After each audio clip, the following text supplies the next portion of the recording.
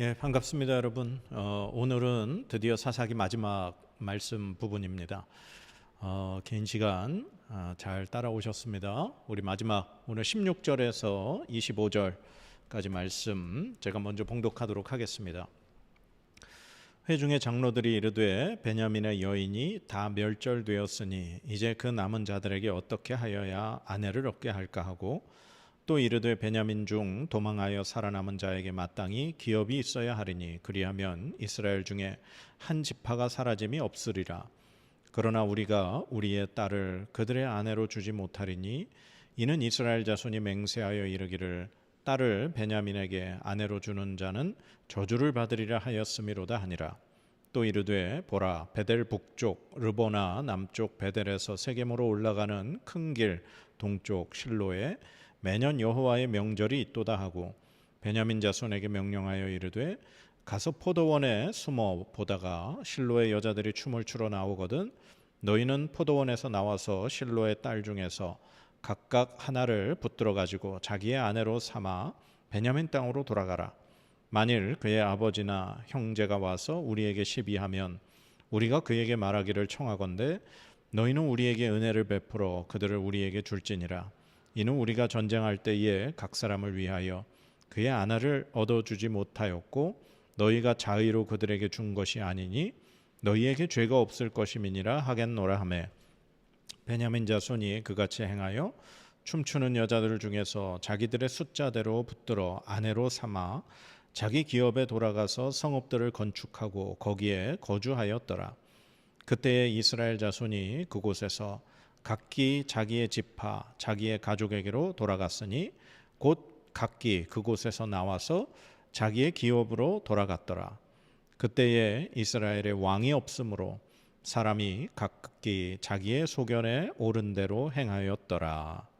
아멘. 네, 지난 시간에 베냐민 지파가 이제 사라지는 걸 막기 위해서 한 방법을 썼죠. 그 미스바에 온 이스라엘 지파가 모일 때 모이지 않은 야베스 길르앗을 공격하기로 했습니다.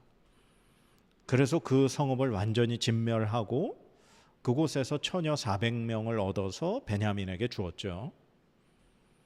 그런데 이스라엘과 베냐민의 전쟁에서 우리 20장 후반에 보면은 남은 베냐민 사람의 숫자가 600명이라고 그렇게 기록하고 있습니다.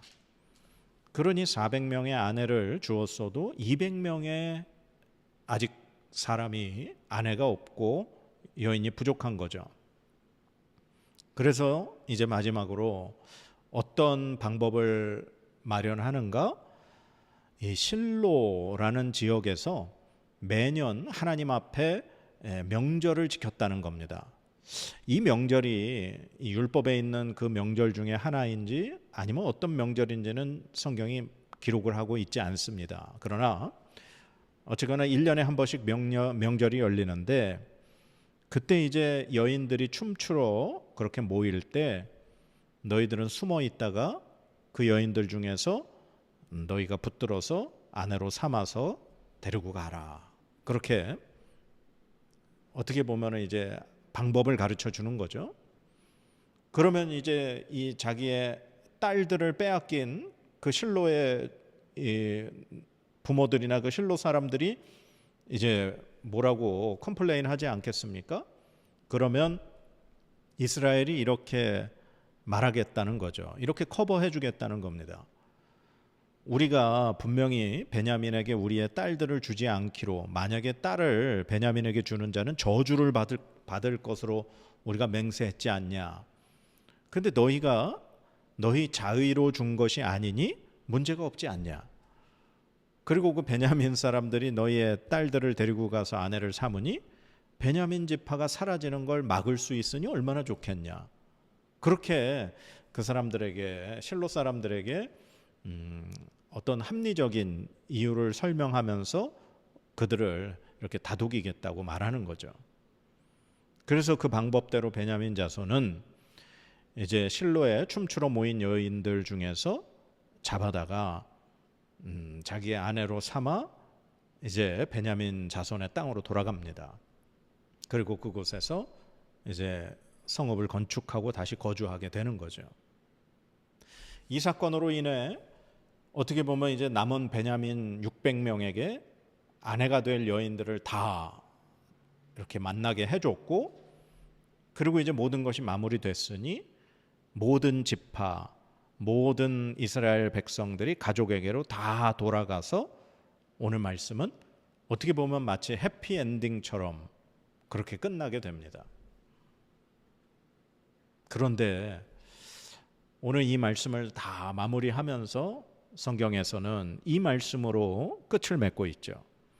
그때 이스라엘이 왕이 없으므로 사람이 각기 자기의 소견에 옳은 대로 행하였더라. 이 말씀이 사사기 전체를 이렇게 해석하고 그 기본으로 밑바탕에 깔고 있는 그 하나님의 말씀입니다. 이스라엘의 왕이 없으므로 각각 자기 소견에 옳은 대로 행했다. 우리가 지금 오늘 읽은 본문 말씀을 봤지만 마치 오늘 말씀은 해피엔딩처럼 끝나는 것 같습니다. 사라질 위기에 처한 베냐민 지파를 위해 그 200명의 아내를 얻어주게 된 거죠. 그리고 실로 사람들은 자기 자의로, 자기들의 의지로 딸들을 준 것이 아니니까 하나님 앞에 저주받을 일도 없다는 거죠. 그리고 베냐민 지파가 사라질 위기도 이제 우리가 해결했다는 거고. 그러나 과연 그들이 그냥 그들 스스로의 마음에 만족한다고 합리적으로 그냥 그들의 방법을 그렇게 해결했다고 해피엔딩일까요? 이 여인들이, 실로의 여인들이 지금 붙잡혀서 납치당해서 베냐민 지파의 아내가 된 이 사건이 언제 벌어진 일입니까? 여호와의 명절이라 그럽니다. 하나님의 명절, 여인들이 모여서 하나님 앞에 기쁨으로 춤을 추고 즐거워하는 그날, 사실 이 실로의 이 빼앗긴 여자들의 가족들과 이 여성들과 그 지역의 사람들은 하나님 앞에 기쁘고 즐거워해야 할 명절의 날이 슬픔의 날이 된 거죠.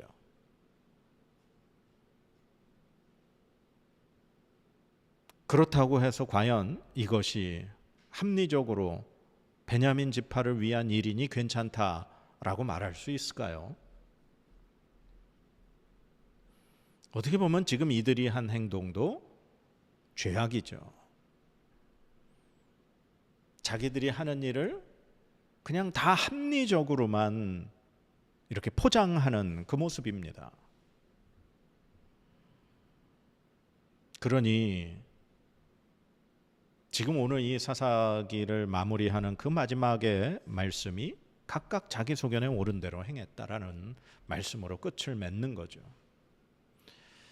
언제나 우리가 이 이스라엘의 왕이 없다, 이 왕을 두 가지로 해석해야 된다고 제가 말씀을 드렸습니다. 첫 번째는 이스라엘의 왕 되신 하나님이 계시지 않았다. 여호수아가 죽은 이후에 이스라엘 백성들이 가나안 땅을 점령하는 이 사사시대에 있어서 하나님을 왕으로 섬기지 않았다는 겁니다. 그래서 하나님의 말씀도 사라지고 하나님의 뜻도 사라지고 하나님을 어떻게 섬겨야 할지, 하나님을 어떻게 왕으로 그렇게 섬기면서 살아야 할지를 이 사사시대 사람들은 몰랐다는 거예요. 그래서 하나님을 버리고 그 가나안 땅의 백성들과 서로 교제하고 또 교류하고 자식들을 결혼시키고 그들이 섬기는 우상을 섬기고, 그것이 바로 사사시대의 배경이 된 거죠. 이스라엘의 왕이 없기 때문에, 하나님을 왕으로 섬기지 않았기 때문에.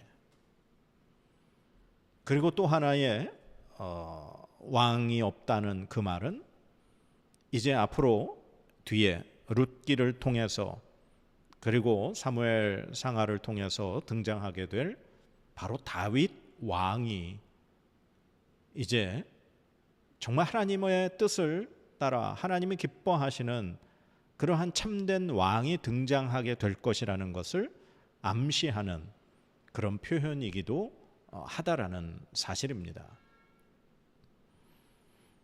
얼마나 하나님 보시기에 이 사사시대가 암울하고 어둡고 그렇게 하나님의 뜻대로 살아가는 사람이 없었는가, 그걸 그렇게 보여주면서 그로 인해 이제 하나님이 선택하시고 세우신 하나님의 그 대리자, 그 다윗 왕이 얼마나 하나님 앞에 신실한 모습으로 그렇게 하나님 앞에 살아가는가를 이제 우리에게 어떻게 보면 기대하고 바라보게 만드는 그 말씀으로 오늘 이 말씀을 끝냈다라고 생각을 합니다.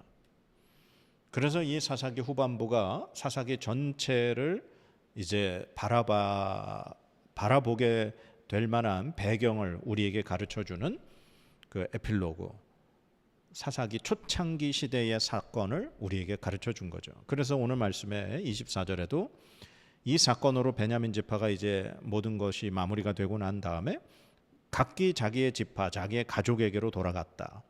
그리고 각기 그곳에서 나와서 자기의 기업으로 돌아갔다.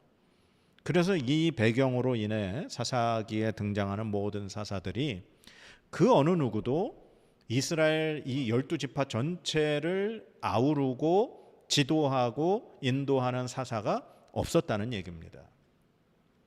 사사기에 등장하는 모든 사사들은 각각 자기의 지파, 자기 인근의 땅을 이제 어떻게 보면은 구원하는 역할을 할 뿐이라는 거죠. 그래서 결국 이 사사 시대가 끝나고 후에 이제 왕이 등장하는 시대가 될 때 전 이스라엘의 12지파가 연합으로 하나의 왕으로 그렇게 등장하는 시대가 도래하게 된다라는 사실이죠.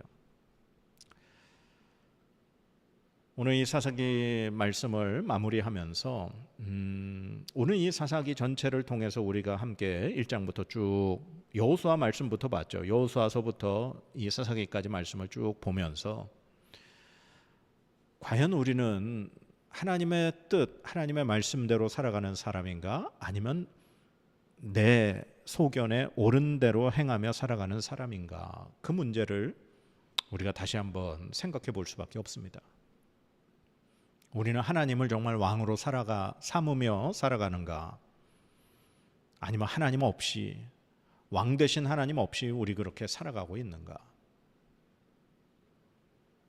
오늘 이 사사기 시대를 마무리하면서 우리는 정말 이스라엘 백성들이 저지른 이러한 죄악을 반복해서는 안 됩니다. 우리는 우리를 구원하시고 우리를 인도하시고 우리와 함께 하시는 왕 되신 그 하나님을 참되신 만왕의 왕, 만주의 주로 우리는 삼아야 할 것입니다. 그 하나님을 우리가 제대로 믿어야 할 것입니다. 그리고 그 하나님의 말씀대로 하나님께서 우리를 다스리시는 그 통치하심 안에 우리는 거하며 살아야 할 줄 믿습니다. 그래서 내 소견에 옳은 대로 행하는 것이 아니라 하나님이 기뻐하시는 대로, 하나님이 원하시는 뜻대로 그렇게 행하며 살아갈 수 있는 우리의 삶이 되어야 할 줄로 믿습니다. 그래서 약속의 땅 내러티브는 오늘로 이제 끝을 맺고요. 이제 다음 시간부터는 룻기 내러티브를 보도록 하겠습니다. 룻기 4장밖에 되지 않는 말씀이지만 이 룻기의 말씀이 또한 우리에게 어떠한 말씀이 되는가? 룻기를 우리가 그냥 알고 있는 그런 말씀이 아니라 자세히 살펴보면서 이 룻기 안에 또 어떠한 하나님의 그 말씀과 뜻을 우리가 발견할 수 있는가? 내러티브로 그렇게 우리 룻기를 살펴보도록 하겠습니다. 우리 긴 시간 약속의 땅 내러티브 함께 해주셔서 감사합니다. 네, 제가 기도하겠습니다. 하나님, 약속의 땅 내러티브로 성경 읽기를 이제 사사기 마무리하게 됩니다. 하나님 감사합니다. 이 사사 시대를 마무리하는 그 말씀이 이스라엘의 왕이 없었고 각기 소견에 옳은 대로 행했다라는 말씀으로 끝맺습니다. 하나님, 사사시대에는 하나님을 왕으로 섬기지 않았지만 오늘 이 시대를 살아가는 우리들은, 하나님의 백성된 우리들은 하나님을 왕으로 섬기며 살아가게 하여 주시옵소서. 내 소견에 옳은 대로 살아가는 것이 아니라, 결정하는 것이 아니라 하나님의 말씀에 비추어 하나님의 뜻대로 내 안에 계신 성령 하나님의 인도하심을 따라 그렇게 행하며 나아가는 우리의 삶이 되게 하여 주시옵소서. 거룩하신 그 하나님의 참된 백성답게, 예수 그리스도로 인하여 구원받은 그리스도인들답게 우리가 이 땅 가운데 살아내게 하여 주시옵소서. 하나님, 우리를 붙들어 주시옵소서. 감사드리며 예수 그리스도의 이름으로 간절히 기도드립니다. 아멘.